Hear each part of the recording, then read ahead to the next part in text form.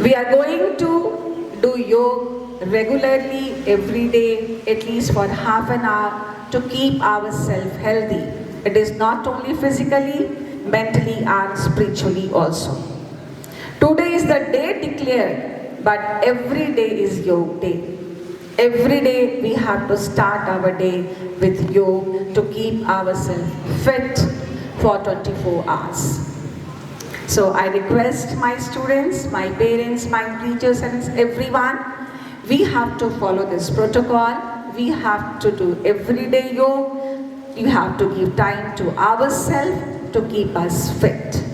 So now we are going to start, and I request everyone to follow what Sadhviji is going to do. So I request Sadhviji to start yoga for us. Thank you.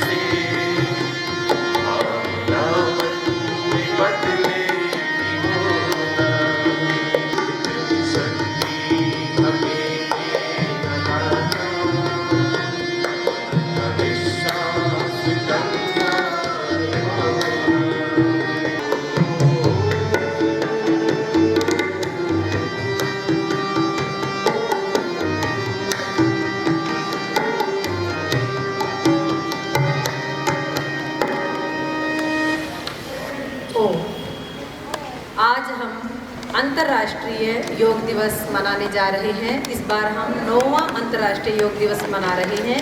आज के सत्र में आप सबका आचार्य coulomb परिवार की ओर से यहाँ पर हार्दिक स्वागत है। परमपिता परमेश्वर ने सृष्टि के आदि में ही योग का विधान किया था। योग मनुष्य के जीवन का एक अनिवार्य अंग है।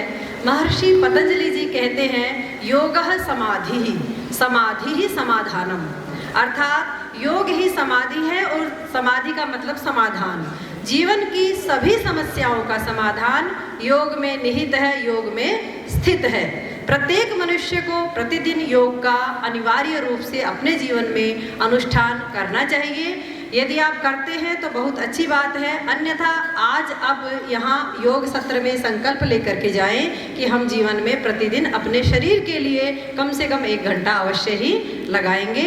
और केवल शरीर ही नहीं, योग से हमारी मन, बुद्धि, आत्मा सब शुद्ध हो जाता है, पवित्र हो जाता है। जीवन का जो असली आनंद है वो हम जीवन में उठा पाते हैं यदि हम जीवन में प्रतिदिन योग का अनुष्ठान करते हैं। तो आइए विलंब न करते हुए योग के प्रोटोकॉल को प्रारंभ करते हैं। सबसे पहले 3 बार पवित्र ध्वनि ओम का उच्चारण करेंगे। सभी आंखें बंद करके बैठ जाएंगे और 3 बार ओम का प्रणव ध्वनि का उच्चारण करेंगे। ओम।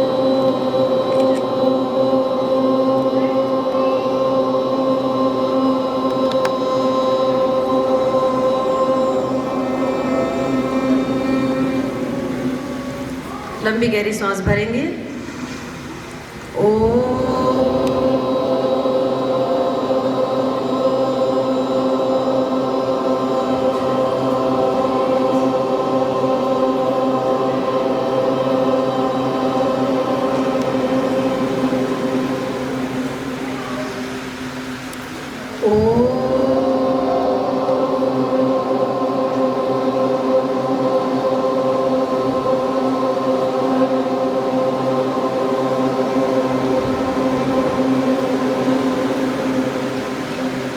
अब सभी हाथ जोड़ के प्रार्थना मंत्र हम बोलेंगे, मेरे पीछे बोलेंगे। ओम संगच्छध्वं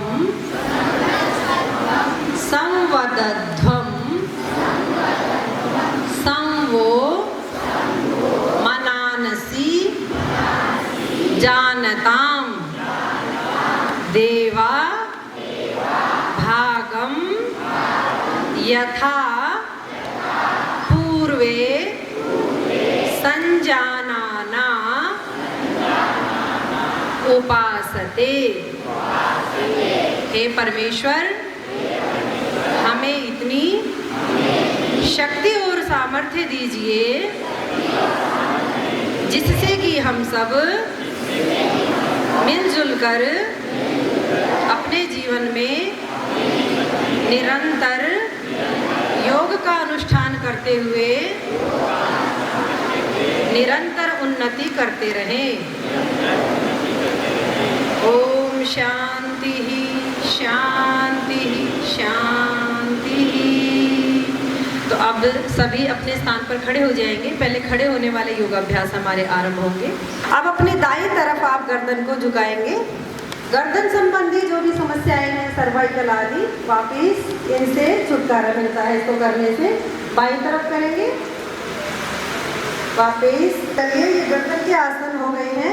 अब है स्कंद खिंचाव। स्कंद कहते हैं कंधों को। तो कंधों के खिंचाव के लिए आप सबसे पहले ऐसे सामने हाथ करेंगे, फिर ऐसे करते हुए हाथों को ऊपर उठाएंगे, ऐसे सामने, और एड़ियों को ऊपर की ओर उठाते हुए पूरे शरीर को ऊपर की ओर खींचेंगे।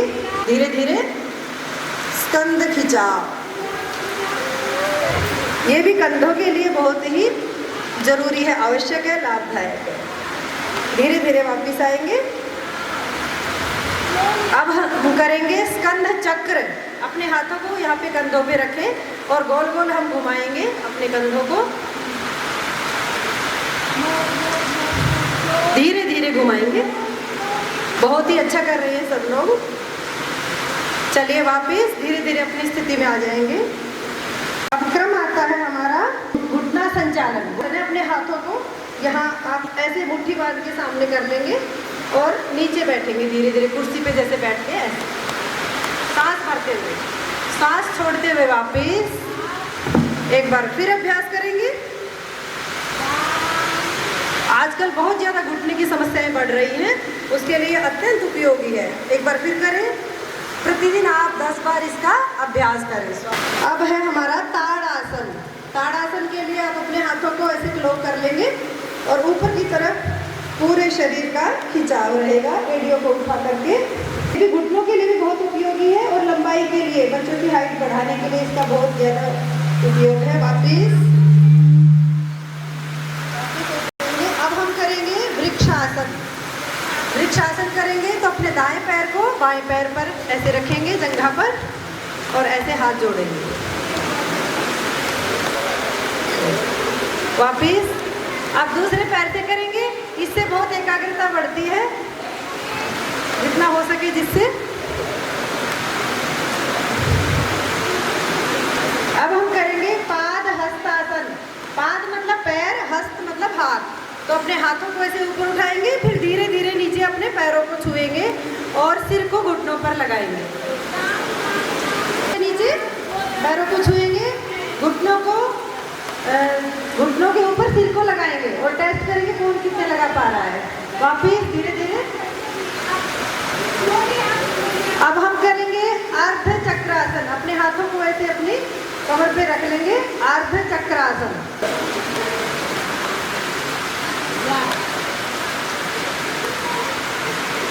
श्वास छोड़ते हुए वापिस। ये अर्ध चक्रासन था। अब नंबर है त्रिकोणासन। अब इसमें थोड़ा सा पैरों में हम गैप कर लेंगे और दाएं हाथ को नीचे और बाएं हाथ को ऊपर, इस तरह से। वापिस दूसरी तरफ से करेंगे।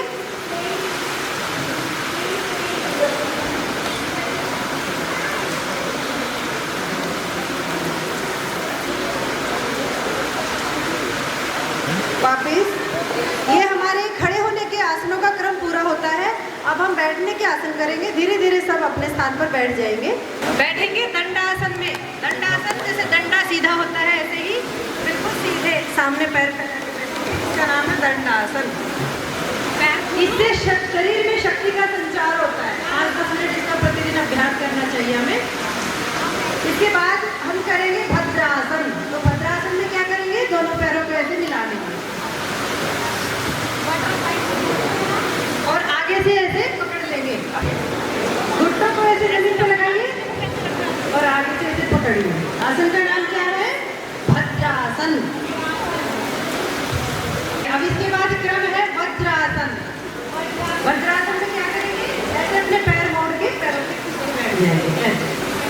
वज्र कहते हैं पत्थर को। तो पत्थर के समान हमारा शरीर जो है मजबूत हो जाएगा इस आसन को करने से। सारे आसन खाने से पहले, भोजन से पूर्व करने होते हैं, लेकिन ये एक आसन ऐसा है भोजन के बाद भी इसको कर सकते हैं और करना भी चाहिए। वज्रासन की स्थिति में ही होगा उष्ट्रासन।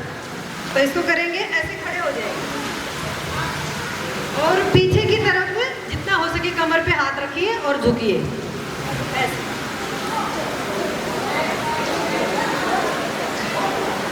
वापिस धीरे धीरे फिर अपनी स्थिति में आ जाएंगे। क्या नाम है इस आसन का, अर्ध उष्ट्रासन। अब इसके बाद क्रम आता है पूर्ण उष्ट्रासन। करना है, दाएं हाथ से दाईं एड़ी को पकड़ना है, बाएं हाथ से बाईं एड़ी को। देखिए ऐसे।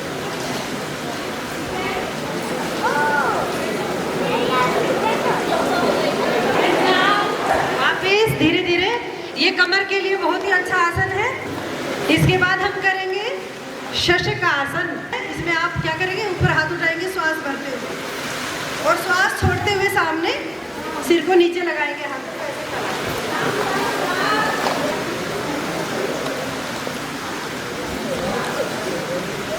वापिस धीरे धीरे धीरे धीरे वापिस। अब करेंगे उत्तान मंडूकासन। तो अपने दाएं हाथ को बाएं कंधे पे और बाएं हाथ को दाएं कंधे पे, देखिए ऐसे करना है। ये कंधों के लिए अत्यंत उपयोगी है। धीरे धीरे वापिस। इसके बाद क्रम आता है वक्र आसन। वक्र कहते हैं टेढ़ा। तो इसमें कैसे शरीर टेढ़ा होगा, देखिए सामने पैर फैलाइए। पहले दाएं पैर को उठाइए, ऐसे साइड में लगाइए दाएं पैर को। समझ लो, नहीं तो हो नहीं पाएगा ये भी साथ साथ ही। दाएं पैर को ऐसे लगाया, फिर बाएं हाथ को दाएं घुटने के यहाँ से ऐसे क्रॉस कर। ठीक है, शाबाश, बहुत अच्छा कर रहे हैं। और दाएं हाथ को पीछे ले जाएंगे और पीछे की तरफ ही घूम जाएंगे। कमर के लिए अत्यंत उपयोगी आसन।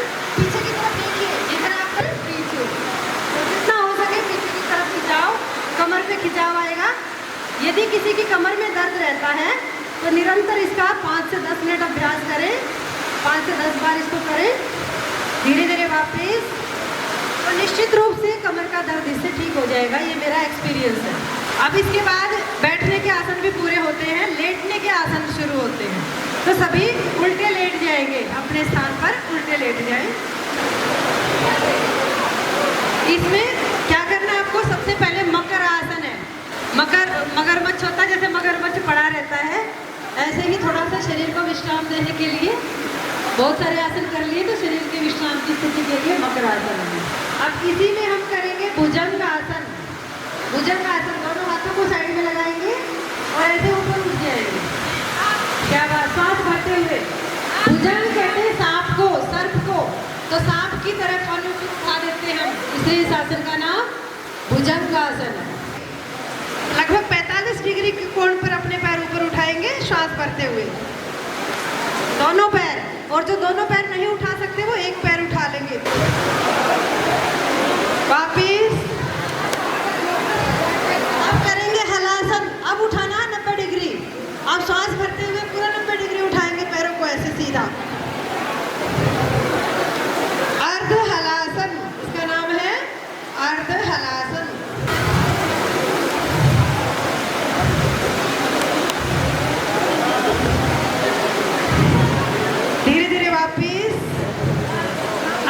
करेंगे लेट करके पवन मुक्तासन। पैरों को मोड़ लीजिए, लेटे लेटे पैर मोड़ लेंगे और दोनों हाथों से दोनों पैरों को पकड़ करके सिर को लगाएंगे घुटनों पर। देखिए कौन कौन लगा पाता है। सिर को घुटनों पर लगाएंगे, पवन मुक्तासन। गैस, कब्ज, एसिडिटी, इन समस्याओं के लिए बहुत ही उपयोगी आसन है ये।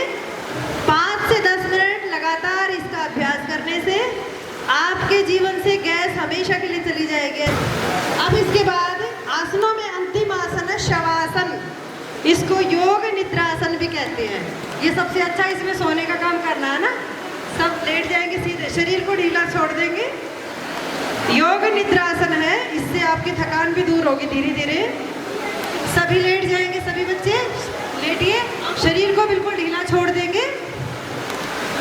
मेरा पूरा शरीर बिल्कुल स्वस्थ हो रहा है। योग के द्वारा मैंने अपने तन को, मैंने अपने मन को पूर्ण रूप से स्वस्थ कर लिया है। मैं एक स्वस्थ अमृत पुत्र हूँ। वेद का मंत्र है शृण्वन्तु अमृतस्य पुत्रः।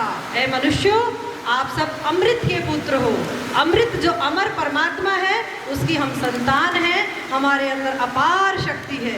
हम जो चाहें वो कर सकते हैं, जो हमारा लक्ष्य है उसको प्राप्त कर सकते हैं। तो इस प्रकार हमने योग निद्रासन शवासन किया। अब धीरे धीरे अपने दोनों हाथों की हथेलियों को रगड़ते हुए आंखों पे लगाएंगे।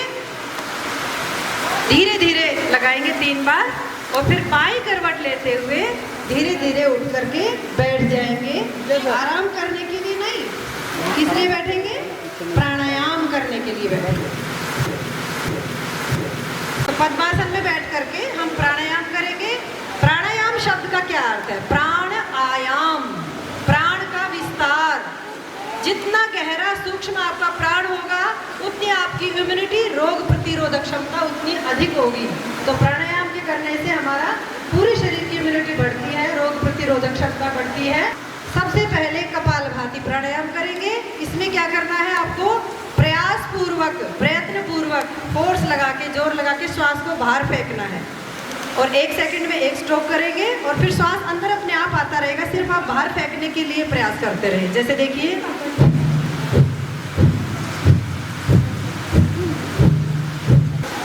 इस प्राणायाम के करने से क्या होता है? कपालभाति के करने से, कपाल भाति, भाति का मतलब प्रकाशित होना और कपाल मतलब मस्तक। आपका जो मस्तक है वो प्रकाशित हो जाता है, चमक आ जाती है। कम से कम 15 मिनट प्रतिदिन इसका जो अभ्यास करेगा, उसको गैस, कब्ज, एसिडिटी की कोई समस्या नहीं होगी। तो कपालभाति प्राणायाम करने से सारा शरीर हमारा स्वस्थ हो जाता है। तो इस प्राणायाम को आप निरंतर करते रहेंगे। कम से कम 5 मिनट तो आपको करना ही चाहिए। कपालभाति हमारा हो गया। अब इसके बाद हम करेंगे अनुलोम विलोम प्राणायाम। इसी को नाड़ी शोधन प्राणायाम भी कहते हैं। अपने सीधे हाथ को, सीधे हाथ से सीधी नासिका को बंद करके बाई नासिका से या बाएं हाथ से दाई नासिका को बंद करें और बाई नासिका से सांस भरे धीरे धीरे और दाई नासिका से छोड़े। इस तरह से आप लगातार करते रहे।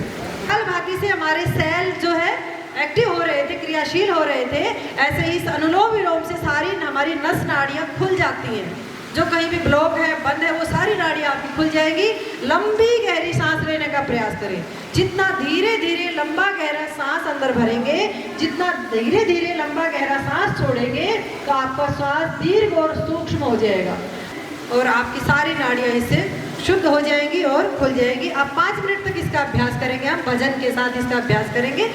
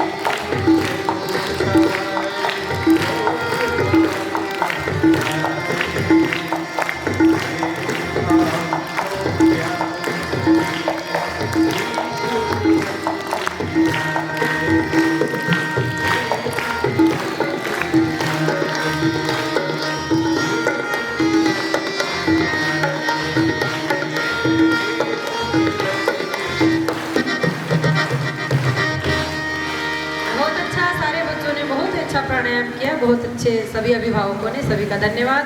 अब इसके बाद शीतली प्राणायाम का क्रम आता है।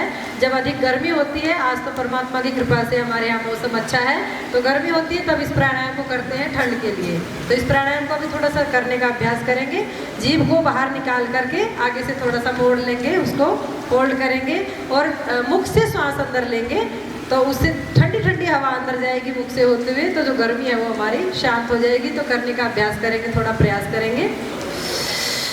ऐसे करके सांस को, मुख से सांस भरिए,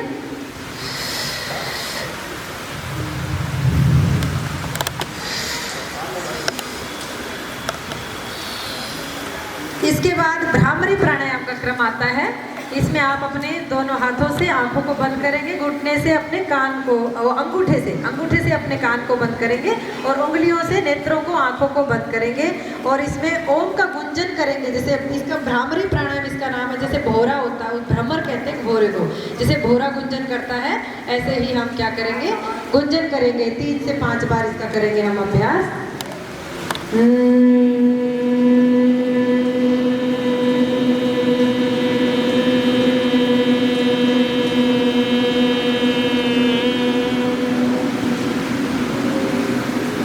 सांस भरते हुए दोबारा।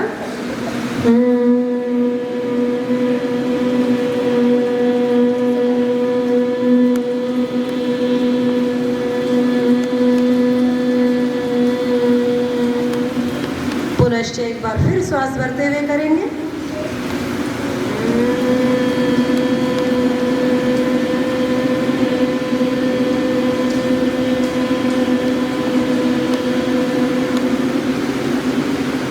पुनश्च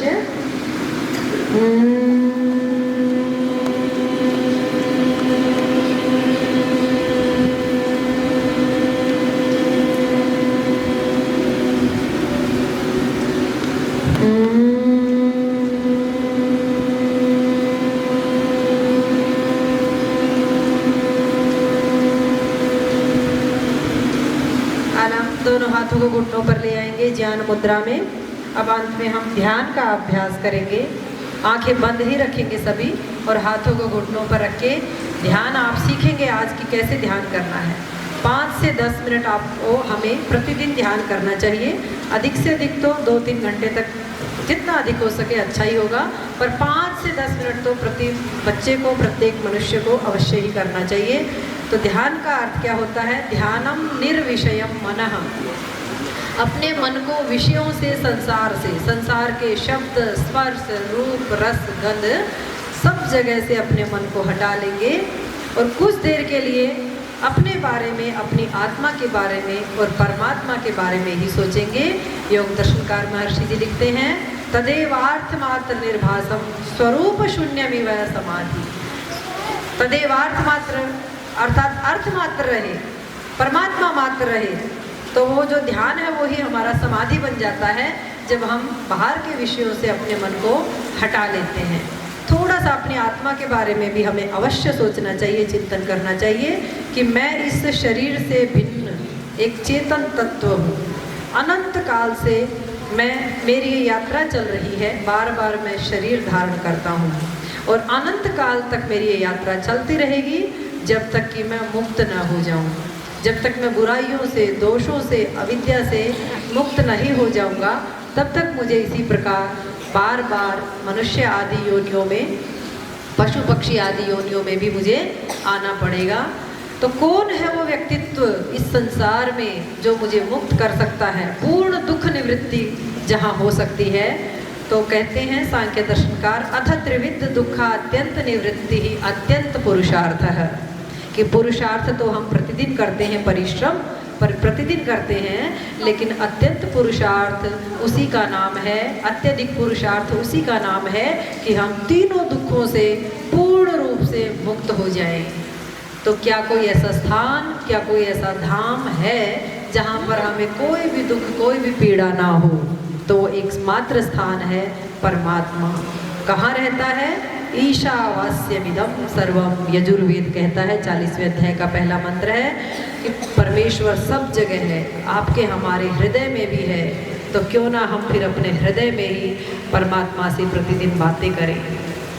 परमात्मा को वेद के मंत्र में श्रुतकर्ण कहा गया है, अर्थात वो हमारी सबकी बातें सुनता है, वो हमें देखता है, निराकार है, सर्वव्यापक है, वो कोई और नहीं है, वो हमारा पिता है। त्वम ही नः पिता वसो त्वम माता शतक्रतो बभूविथ अधाते सुम्नम ईमहे। हे परमेश्वर, आप ही मेरे पिता हैं, आप ही मेरी माँ हैं। आपके साथ जो मेरे रिश्ते हैं, जो संबंध हैं, वो अनादिकाल से अनंत काल तक हैं। हर जन्म में आप मेरी माँ हैं, क्योंकि हर जन्म में आप मुझे जन्म देते हैं। हर जन्म में आप मेरे पिता हैं। मेरे सारे संबंध आपसे ही हैं, नित्य संबंध हैं आपसे। आप अपनी कृपा से मेरे मन को पवित्र कर दीजिए, क्योंकि पवित्र मन के द्वारा ही मैं आपका दर्शन कर सकता हूँ। जैसे मलिन दर्पण में चेहरा साफ साफ नहीं दिखता है, हम अपने आप को अच्छी प्रकार नहीं देख पाते हैं मलिन दर्पण में, इसी प्रकार मलिन चित्त के माध्यम से न तो हम अपना साक्षात्कार कर पाते हैं और न ही आपका कर पाते हैं। आप कृपा कीजिए, हमारी बुद्धि को, हमारे मन को पवित्र कीजिए, जिससे कि प्रतिपल हम आपका दर्शन कर सकें। जैसे बाहर की वस्तुओं को हम देखते हैं, उसी प्रकार आपको हर पल अपने पास, अपने अंग संग महसूस कर सकें। आज संपूर्ण दिन आपकी बल शक्ति से मैं सारे कार्यों को ठीक ठीक कर सकूं, आपकी आज्ञाओं का पूर्ण रूप से, आपके आदेशों का पालन कर सकूं। हे परमेश्वर, मैं आपका पुत्र हूँ, मैं आपकी पुत्री हूँ। आप मुझे शक्ति सामर्थ्य दीजिए, जिससे कि मैं अपने संपूर्ण दिन, आज के दिन संपूर्ण दिन सभी कार्य ठीक प्रकार से कर सकूँ। यदि एक अध्यापक हूँ तो मैं अच्छी प्रकार अपना पठन पाठन कार्य कर सकूँ, पूर्ण ईमानदारी के साथ मैं बच्चों को अपने ज्ञान को दे सकूँ। यदि मैं एक व्यापारी हूँ तो मैं अच्छी प्रकार से अपने व्यापार को करूँ, देश की समृद्धि को बढ़ाने के लिए मैं अपने व्यापार को करूं। हे परमेश्वर, आपकी शक्ति और सामर्थ्य से संसार का प्रत्येक प्राणी जीवन पा रहा है। आपकी कृपा से ही मैं भी जीवन पा रहा हूं। मेरे इस जीवन को पवित्र बना दीजिए। इस प्रकार से हम परमात्मा से शक्ति और सामर्थ्य प्रतिदिन मांगे। क्या होगा? प्रार्थना करने से अभिमान का नाश होगा, हमारे जीवन में अभिमान नहीं बढ़ेगा और परमात्मा से बल और शक्ति हमें प्राप्त होगी। दिन भर हम परमात्मा की आज्ञाओं का पालन करें, उसके आदेशों का पालन करें, तो हमारा मन पवित्र हो जाएगा और हम परमात्मा के भी दर्शन कर पाएंगे और अपने भी दर्शन कर पाएंगे। ये संसार पिछले जन्मों के कर्मों को भोगने के लिए और आगे मुक्ति प्राप्ति के लिए हमें प्राप्त हुआ है, तो जीवन का जो असली उद्देश्य है उसको मैं प्राप्त कर सकूं, ऐसी आप कृपा करें। ओम का जप करें और अपने पास भगवान को महसूस करें कि मेरे अंदर बाहर सर्वत्र परमात्मा व्यापक है। मैं परमात्मामय हूँ, मैं अमृत पुत्र हूँ, मेरे अंदर अपार शक्ति है। मैं संपूर्ण दिन पुरुषार्थ के साथ अपने कार्यों को संपन्न करूँगा। जैसे परमात्मा, जैसे भगवान संपूर्ण दिन काम करते हैं, 24 घंटे, 1 मिनट भी पर भगवान छुट्टी नहीं लेता है, इसी प्रकार हम भी अपने जीवन में आलस्य ना करें और पूर्ण मेहनत के साथ, पुरुषार्थ के साथ अपने कार्यों को संपन्न करें। इस प्रकार प्रतिदिन थोड़ी देर के लिए हम परमात्मा से बातचीत करें, संलाप करें, तो धीरे धीरे हमें महसूस होने लगेगा कि परमात्मा हमारे पास है और परमात्मा का ज्ञान, बल, आनंद भी हमें प्राप्त होगा, परमात्मा का आशीर्वाद भी हमें प्राप्त होगा और हम अपने जीवन में अच्छे अच्छे निर्णय करेंगे और काम, क्रोध, मोह, लोभ, ईर्ष्या, द्वेष आदि जो हमारे आंतरिक शत्रु हैं, अंदर के जो शत्रु हैं, इन पर हम विजय प्राप्त कर पाएंगे। इस प्रकार हम प्रतिदिन अपने दोषों से छुटकारा और जीवन में गुणों को धारण करने के लिए परमात्मा के साथ अवश्य ही जुड़े, क्योंकि महर्षि जी लिखते हैं कि परमात्मा का ध्यान करने से उपासक के गुण कर्म स्वभाव परमात्मा की तरह सुधर जाते हैं। जैसे परमात्मा के गुण कर्म स्वभाव पवित्र हैं, ऐसे उपासक के गुण कर्म स्वभाव भी पवित्र हो जाते हैं और पवित्रता में ही शक्ति है, पवित्रता में ही सुख है। इस प्रकार हम प्रतिदिन ध्यान करें। अब दोनों हाथों को आपस में रगड़ते हुए आंखों पर लगा लगाएंगे 3 बार और धीरे धीरे अंजलि के अंदर ही आँखों को धीरे धीरे हम खोलेंगे। इस प्रकार हम प्रतिदिन ध्यान का अभ्यास करें। ध्यान शब्द का क्या अर्थ होता है? ध्येय चिंतायाम। चिंता मतलब चिंतन। संस्कृत में चिंता शब्द का अर्थ होता है चिंतन, परमात्मा का चिंतन करना, अपने शरीर के बारे में चिंतन करना, संसार के बारे में, संसार किस लिए है, परिवार किस लिए है और मैं किस लिए आया हूँ, इस तरह से अपने बारे में सोचना। धीरे धीरे आप चिंतन करेंगे तो आप ध्यान में उतरते जाएंगे, इतने गहरे उतरेंगे कि निर्विचार स्थिति को प्राप्त हो जाएंगे। फिर आपके विचार भी समाप्त हो जाएंगे और जब आपका विचार रुकेगा, आपका मन रुकेगा तो एक गहरी शांति आपको प्राप्त होगी। मन की 5 भूमि होती हैं, उसमें जो लास्ट की 2 भूमि है एकाग्र और निरुद्ध, उसको आप प्राप्त कर लेंगे और उसके बाद आपके जीवन में गहरी शांति होगी। अब ये योग का प्रोटोकॉल हमारा पूर्ण होता है। अभी यहाँ पर भाई उपस्थित हैं अपने कर्मा भाई, जो आचार्य कुलम की शुरुआत से ही नींव जब से डली है तब से हमारे सहयोगी हैं। तो मैं उनसे अनुग्रह करूँगी, प्रार्थना करूँगी कि वो भी अपने 2 शब्द यहाँ पर बच्चों को, अभिभावकों को संबोधित करें, अपना आशीर्वाद प्रदान करेंगे। ओम श्री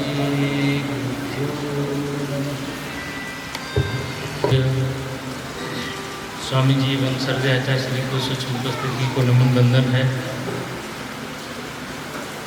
झारखंड में शिक्षा का एक अद्भुत और अलौकिक नई वातावरण हम सबों के बीच में प्रदान कर रहे हैं। ऐसे पूज्य स्वामी जी के प्रिय शिष्या साध्वी बहन जी को नमन है, वंदन है। आप सभी अभिभावक जिन्होंने इसी नए दौर में आज जब आधुनिकता की ओर संसार छलांग लगाने का कोशिश कर रहा है, अपना अस्तित्व को भुला दे रहा है, ऐसे दौरान में, ऐसे दौर में आप आचार्य कुलम जैसे संस्थान में अपने बाल्य को शिक्षा देने का जो अभियान बनाया है, जो मन बनाया है, आप लोगों को बहुत बहुत साधुवाद, धन्यवाद है। इस विद्यालय को बखूबी बहुत अच्छे ढंग से संचालन कर रही हैं। ऐसे हमारे प्रिंसिपल बहन सुजाता जी, मैंने तो आपको वर्णन नहीं किया था, आप उपस्थित, मैंने सुना था कि आप नहीं आ पा रहे हैं। आज अंतर्राष्ट्रीय योग दिवस है और यह अंतर्राष्ट्रीय योग दिवस बहुत पुराना नहीं है, पिछले 9 वर्षों से मनाया जा रहा है, यानी पिछले 8 वर्ष हुआ, ये 9वां वर्ष। पूज्य महाराज श्री कहते हैं कि योग क्या है? स्वस्थ व्यक्तियों के लिए योग जीवन पद्धति है और बीमार लोगों के लिए योग चिकित्सा पद्धति है। यदि हम बीमार हैं और योग प्राणायाम नियमित करें, जैसे बहन जी ने शुरू से ही आप लोगों को बताया है कि किस प्राणायाम में हम कौन सा प्राणायाम करें तो हमें क्या लाभ होगा, विस्तृत चर्चा है। तो यदि हम स्वस्थ हैं और योग करें तो कभी बीमार नहीं पड़ेंगे, और यदि हम बीमार हैं तो हम योग करेंगे तो हम स्वस्थ हो जाएंगे। यह योग है मूल रूप से। अब क्या योग इतना ही है? नहीं, इससे कई गुना योग अधिक है। योग हमें जोड़ता है। आज 190 देशों में योग हो रहा है, और केवल योग दिवस पर ही नहीं, बल्कि कुछ देश ने तो प्रतिदिन, निवेदन है बहन जी कृपा पूर्वक आप मंच में आ जाए। आज पूरे विश्व में 190 देश तो यह आयोजन कर रहे हैं, और पूरे संसार में एकमात्र जीवन पद्धति के लिए ऐसा परम विद्या है जिसकी उत्पत्ति भारत से हुई है, और दुनिया को रोग मुक्त बनाने के लिए यह एक बृहद उपाय है। पिछले दिन पूज्य महाराज श्री कह रहे थे कि अगर जो देश आज बम और बारूद से झेल रहे हैं, वो केवल अगर यदि योग पद्धति को, योग को अपना लेते हैं तो वहाँ पर इतने उपद्रव नहीं होते। आपस में अगर यदि किसी भी प्रकार की कोई भी समस्या हो तो उसको निदान करने का, उसको जोड़ने का योग है। आज जिधर देखें, जहाँ देखें, चाहे वो बड़े बड़े डॉक्टर हों, चाहे वो मरणासन स्थिति में हो, योग और प्राणायाम से ठीक हो रहे हैं। अभी एक बड़ा कार्यक्रम शहर के अंदर भी हुआ, वहाँ पर कई ऐसे लोग उपस्थित थे जिन्हें डॉक्टर ने कह दिया था कि आप मुश्किल से महीना दिन 2 महीने ही जियोगे, पर डॉक्टर साहब का कहे हुए भी 4 साल हो गए और अभी वो बिंदास हैं। तो इस प्रकार से यह योग है। अंतिम समय में जो आप अभी कर रहे थे अनुलोम विलोम, बहन जी बता रही थी, एक कक्षा में 40 बच्चे होते हैं, उस 40 बच्चे में एक बच्चे का नंबर 95% होता है, एक का 99% भी होता है, एक का 35% भी होता है। पर ये जो हमारे आदरणीय शिक्षक बताते हैं तो एक के लिए अलग नहीं बताते, दूसरे के लिए अलग ऐसा नहीं करते, सबके लिए समान बताते हैं। पर उनका जो IQ लेवल है, जो उनका मस्तिष्क, जो ग्राह्य शक्ति है, वो शक्ति है कि वो कितना उसे ग्रहण कर पाते हैं। जैसे हम अपने पूज्य आचार्य रवि जी भी हमारे बीच में हैं, जिन्होंने जो जीवन में अपने संपूर्ण जीवन को लगाए हुए हैं। आपका भी स्वागत है, नमन है।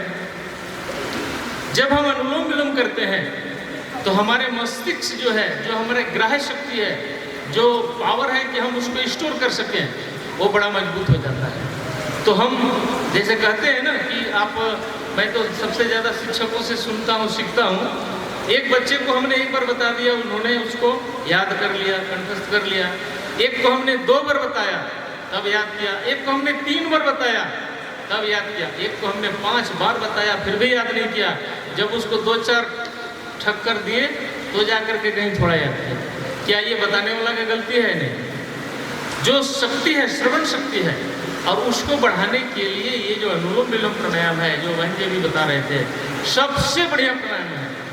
हम भी, आप भी अगर प्रतिदिन 5 से 7 मिनट अनुलोम विलोम करें तो हमारा मस्तिष्क जो है ये बहुत ही पावरफुल होता है। एक रिसर्चर ने कहा था कि अमेरिका के जो बड़े बड़े वैज्ञानिक होते हैं, उन लोगों ने अपने दिमाग का 0.5% ही पूरा जीवन में उपयोग करते हैं। इतना बड़ा शक्ति है इसमें। और कई लोग ऐसे होते हैं कि अपना दिमाग कितना है, कितना पावर है, उसको छू भी नहीं पाते हैं। एकमात्र दुनिया में शक्ति है योग, जो हमें हमारे जीवन के मूल रूप को, चाहे वो जीवन पद्धति हो, चाहे हमारी व्यवहारिक जीवन में हो, चाहे हमारे सामाजिक जीवन में हो, सबको अगर यदि सुंदर ढंग से संचालित करने का काम है तो यह है योग। आज अंतर्राष्ट्रीय योग दिवस पर हम सबको संकल्प लेने का दिन है कि हम प्रतिदिन योग करेंगे। जो लोग योग नहीं करेंगे प्रतिदिन, समय नहीं मिलता है, अपने प्रिंसिपल महोदय ने कह दिए हैं कि 6 बजे ही बच्चे को लाना है और हम तो उठते ही हैं 7 बजे, तो महाशय कैसे होगा? ऐसा मन में आता है कि नहीं? हमारे टीचर लोगों को भी आता है। पर पूज्य महाराज श्री को आप लोग देखेंगे, पूज्य महाराज श्री कल रात को 1:30 बजे पहुंचे हैं पतंजलि योगपीठ, और 3:30 बजे हम सबों को लाइव योगा सिखाने के लिए तैयार हैं, और अभी रात को फिर निकलेंगे 10 दिनों के लिए विदेश में। ऐसे पुरुषार्थ करते हैं और उनके शिष्य, उनके अनुगामी हम लोग हैं, तो हम लोग क्यों न करें? तो आज अंतर्राष्ट्रीय योग दिवस पर यहाँ उपस्थित हम सभी लोग क्या यह संकल्प ले सकते हैं कि प्रत्येक दिन योग करेंगे, चाहे 5 मिनट, 7 मिनट, 10 मिनट, जितना देरी हो करेंगे? जो नहीं करेंगे वो लोग हाथ उठाइए। अच्छा, कोई बात नहीं, यानी सब लोग करेंगे। जो योगा करेंगे वो लोग हाथ उठाइए। मैं, देखिए आप बोलिएगा, बाकी नहीं चलेगा। मैं आज संकल्प लेता हूं कि प्रतिदिन योग प्राणायाम करूंगा। मेरे संपर्क में जितने लोग हैं उन सबको भी योग प्राणायाम करने के लिए प्रेरित करूंगी। योग प्राणायाम से अपने तन अपने मन को योग प्राणायाम से अपने तन को और मन को पूर्ण स्वस्थ रखूंगा या रखूंगी स्वस्थ रखूंगा। और अपने संपर्क में आने वाले सभी लोगों को योग प्राणायाम से अपने संपर्क में आने वाले सभी लोगों को योग प्राणायाम से स्वस्थ रहने के लिए प्रेरित करूंगा, करूंगी। मैं दोनों शब्द बोल दिया, आप लोग एक एक ही बोलिएगा। आप सबों को बहुत बहुत प्रणाम। अब अगर बहन जी की आज्ञा हो तो आदरणीय प्रिंसिपल साहब भी 2 शब्द। जी ओम। आज आप सभी का यहाँ आना हमारे लिए बहुत ही महत्वपूर्ण था और मैं सबकी आभारी हूँ जिन्होंने समय निकाल कर सुबह बच्चों को लेकर और इस मौसम में आकर योग किया। सबको बहुत बहुत धन्यवाद। और एक बार फिर से मैं सबको कहती हूँ कि रोज कुछ देर के लिए भी जरूर प्राणायाम करें। बार बार साधु जी ने, करण जी ने ये कहा है कि अगर हम योग करते हैं तो निरोग रहते हैं। सिर्फ शरीर से नहीं, मानसिक तौर पर भी हम निरोग रहते हैं। तो हम सभी आज प्रण लेते हैं कि हम रोज योग करेंगे और अपने आप को शारीरिक और मानसिक तौर पर हमेशा स्वस्थ रखेंगे। जय भारत, जय हिंद। आप शांति पाठ करेंगे, सभी आंखें बंद करेंगे। ओम देवो शांतिरंतरिक्षगं शांति, पृथिवी शांतिरापः शांतिरोषधयः शांतिः, वनस्पतयः शांतिः, विश्वे देवाः शांतिः, ब्रह्म शांति, शांतिरेव शांति, सामा शांतिरेधि। ओम शांति